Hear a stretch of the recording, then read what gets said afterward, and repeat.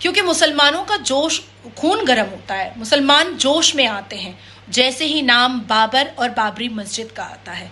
अगर हुमायूं कबीर को लगता है कि वो बाबरी मस्जिद की नींव रख करके रिबन काटने से वो बहुत बड़े नेता बन जाएंगे, तो ये गलत है। इसकी साजिश कुछ और है, इसका षड्यंत्र कुछ और है, इसकी स्ट्रैटेजी कुछ और है और इसका ब्लूप्रिंट भी कुछ और है। पश्चिम बंगाल, हुमायूं कबीर, बाबरी मस्जिद और नींव, तारीख 6 दिसंबर। लेकिन बाबर पश्चिम बंगाल तक पहुंचा भी नहीं था। जिस पश्चिम बंगाल तक बाबर पहुंचा नहीं था और मुगलों ने कहीं पर लिखा था कि बंगाल पर भरोसा नहीं किया जा सकता, वहां पर बाबरी मस्जिद की नींव रखी गई हुमायूं कबीर के द्वारा। वाकई में बाबर के नाम से और बाबरी मस्जिद के नाम से पाकिस्तानी मानसिकता, जिहादी मानसिकता और रेडिकल इस्लामिस्ट मानसिकता को प्रोवोकेशन तो मिलता है।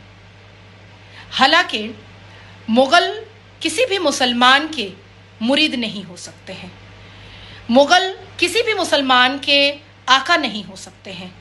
मस्जिद अगर पैगंबर मोहम्मद के नाम से बने, मस्जिद अगर बीबी फातिमा के नाम से बने, मस्जिद अगर लाखों पैगंबर के नामों से अगर बन भी जाए, तो इस देश का संविधान इस बात की इजाज़त देता है कि वो बना सकते हैं, क्योंकि फ्रीडम ऑफ रिलीजन है।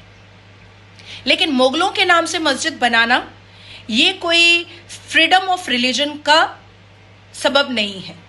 ये हर हाल में पश्चिम बंगाल में आने वाले विधानसभा इलेक्शन 2026 की तैयारी है, क्योंकि मुसलमानों का जोश, खून गर्म होता है, मुसलमान जोश में आते हैं जैसे ही नाम बाबर और बाबरी मस्जिद का आता है।